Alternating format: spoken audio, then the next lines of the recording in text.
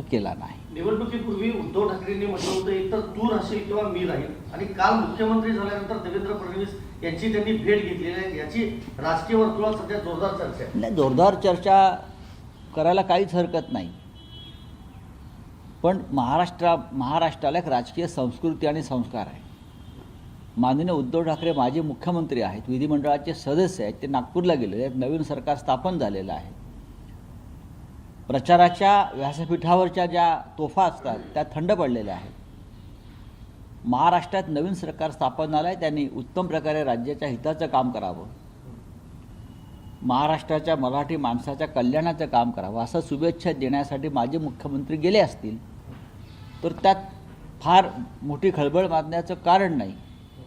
किंबहुना देवेंद्रजी फडणवीस हे जेव्हा मुख्यमंत्री पदाची शपथ घेतली तेव्हाही त्यांनी राज्याच्या सर्व मुख्यमंत्र्यांना फोन करून त्यांच्या शुभेच्छा घेतल्या. मग त्यात शरद पवार जे असतील, पृथ्वीराज चव्हाण असतील, अशोकराव चव्हाण असतील, त्यानंतर उद्धव ठाकरे साहेब असतील.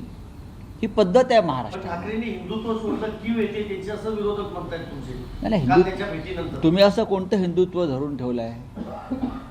शिवसेना, माननीय उद्धव बाळासाहेब ठाकरे यांची शिवसेनेनं कधीही आपल्या मूळ विचारापासून अजिबात फारकत घेतलेली नाही.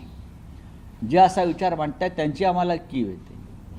बांगलादेश, अलीकडच्या काळामध्ये बांगलादेशातील हिंदुत्वावरती होणारे हल्ले असतील, सावरकरांचा विषय असेल, दादरच्या हनुमान मंदिराचा विषय असेल, कोण आलं पुढे बचाव करण्यासाठी आणि भूमिका मांडण्यासाठी? आम्हीच आलो ना. दादर रेल्वे स्थानकावरील 80 वर्षापूर्वीच्या मंदिरावर जेव्हा भाजपा सरकारचे बुलडोझर आले तर त्याच्यासमोर आम्हीच उभे राहिलो हे मंदिर वाचवण्यासाठी. जरा पहा तुम्ही.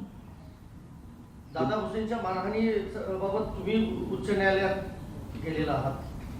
न्यायालयीन लढाई सुरूच असते. कोणाला जर आमच्या विरुद्ध कोर्टात गेले असतील आणि तो एखादा निकाल खालच्या कोर्टानं दिला असेल तर त्या संदर्भात वरच्या कोर्टात जाण्याचा अधिकार सगळ्यांना आहे. ठीक आहे, चलिए. भुजबळ म्हणतायत की माझं नाव भाजपकडनं मंत्रिपदाच्या रेसमध्ये होतं, मात्र आमच्या तिघांनी हे नाव कापलं. मला माहीत नाही. मला एवढंच माहिती आहे की ते भाजपचे नेते नसून ते अजित पवार गटाचे नेते होते आणि त्यांच्या समाजाचे नेते आहेत. त्यांचं नाव कोणी कापलं काय हा त्यांचा प्रश्न आहे, पण मला त्यांच्याविषयी माझ्या मनामध्ये पहिल्यापासून एक सहानुभूती आहे. एकेकाळी ते आमचे ज्येष्ठ सहकारी होते, मग ते माननीय शरद पवार साहेबांचे सहकारी झाले, आता ते अजित पवारांचे सहकारी आहेत. भविष्यात पुन्हा तुमचे सहकारी होऊ शकतात. असं आहे की आता त्यांचं वय 79 वर्ष आहे. ते त्यांची लढाई लढतील आणि ते लढाईला समर्थ आहेत, लढणारा नेता आहे. सातत्याने त्यांनी शिवसेनेमध्ये असतानाही त्यांनी लढाई संघर्ष सातत्याने केला. बेळगावच्या प्रश्नावर महापौर असताना बेळगावात जाऊन आंदोलन करणारे तेव्हा ते महत्त्वाचे नेते होते. त्यासाठी त्यांना 2 महिन्यापेक्षा जास्त काळ भुजबळ महापौर असताना तुरुंगात राहिले. त्यांना प्रचंड तिकडल्या बेळगावच्या पोलिसांनी, कर्नाटकच्या पोलिसांनी मारहाण केली, डोकं फोडलं त्यांचं, हे आम्ही पाहिलेलं आहे. त्याच्यामुळे ते मैदानातून कधी पळत नाहीत हे मी खात्रीनं सांगतो. कदाचित सुरू असताना अजित पवार 2 दिवस सभागृहात नव्हते, आज येतील अशी शक्यता. अजितदादा पहिले दादा कुणावरती नाराज असायचे, आता दादांवरती आमदार नाराज झाले म्हणून नाही, आता त्यांचा, मी काय म्हणतो की त्यांचा पक्ष नसून गट आहे.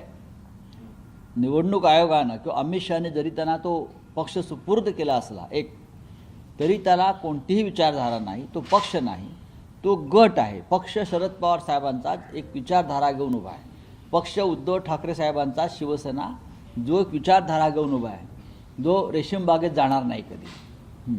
सर, काल संसदेत वन नेशन वन इलेक्शनला घेऊन जे विधेयक मांडलं गेलं, आपल्याकडून जो आहे तो अपोज केलं गेलं त्याला, पण पुढे तुम्ही कसं मांडताय ते? आमची भूमिका आम्ही कधी बदलत नाही. काल आपण पाहिलं असेल की भारतीय जनता पक्षानं जरी त्या विधेयकावरती विजय प्राप्त केला असला तरी बहुमतापेक्षा आकडा त्यांच्याकडे कमी आहे. 272चं बहुमत असताना सुद्धा 229-69 वरती थांबले. हा त्यांचा नैतिक पराभव आहे. कोण गैरहजर राहिले वगैरे पुढला प्रश्न. याचा अर्थ असा आहे की भारतीय जनता पक्षाचा वरिष्ठांचे व्हीप न पाळण्या इतकी हिंमत हळूहळू स्वाभिमानी भाजपा खासदारांकडे मला येताना दिसते आणि हीच हिंमत भविष्यामध्ये नरेंद्र मोदी ह्यांना याच कार्यकाळामध्ये सत्तेवरनं उलथवून टाकेल.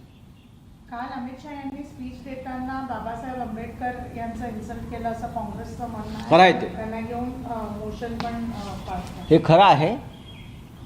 ज्या पद्धतीचं भाषण काल गृहमंत्र्यांचं मी केलं, बघा तुम्ही संविधानावर चर्चा करताय, तुम्ही संविधानावर बोला, देशाच्या परिस्थितीवर बोला.